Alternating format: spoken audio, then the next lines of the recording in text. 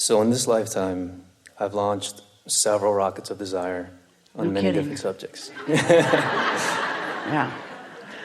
My question is about having several simultaneous goals, like health, money, home, relationships. Yeah. You're a pointer. Just point and stay out of the way.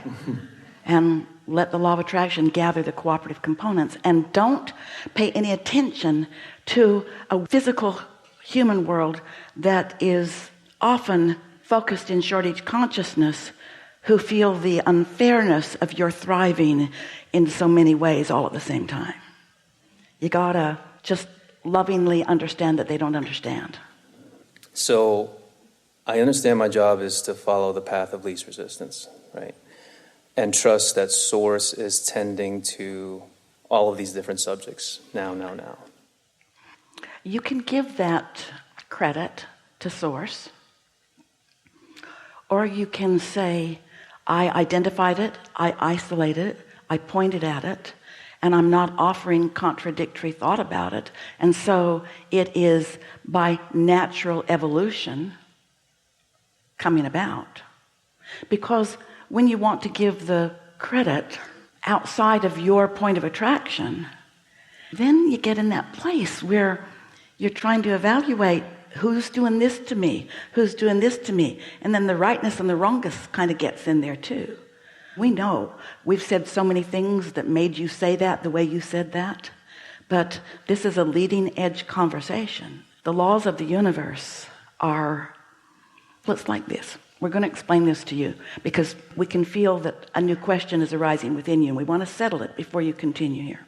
When any of you make your transition back into non-physical, which means you withdraw your consciousness from this physical body, you call it death, but we don't like to give it such a sturdy name. We like to mock the idea of endedness because there isn't any.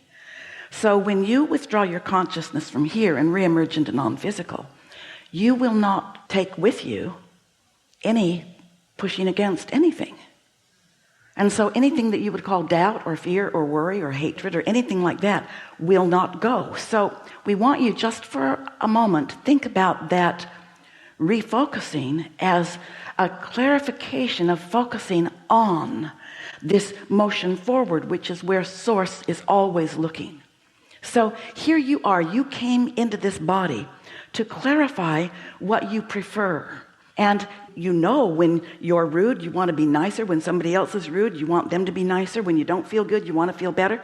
In other words, words don't teach, but life really does. So you launch these rockets, and just think for a minute about all of the asking of everyone that's been focused and how that asking that is always answered, because in this non-physical, there is no pushing against anything. Non-physical is never looking back. A friend of Esther's encouraged her to watch a historical document, and over the weekend she watched it. It was a few episodes, and by the time it was finished, she was nearly dead on the couch.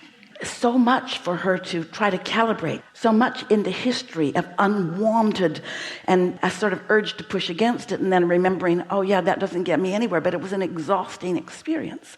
Your inner beings don't look back. Your inner beings are always only looking forward. That which you call Source is only looking forward to the things that you are asking for, not looking back to try to justify why you want it, not looking back in order to gather more to join in the cause of pushing against the unwanted.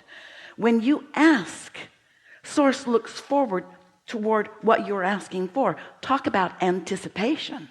That's why, for one very important thing, you all don't need to worry about your eternalness or about eternity. You don't need to worry about something evil taking over. That's not the way anything works.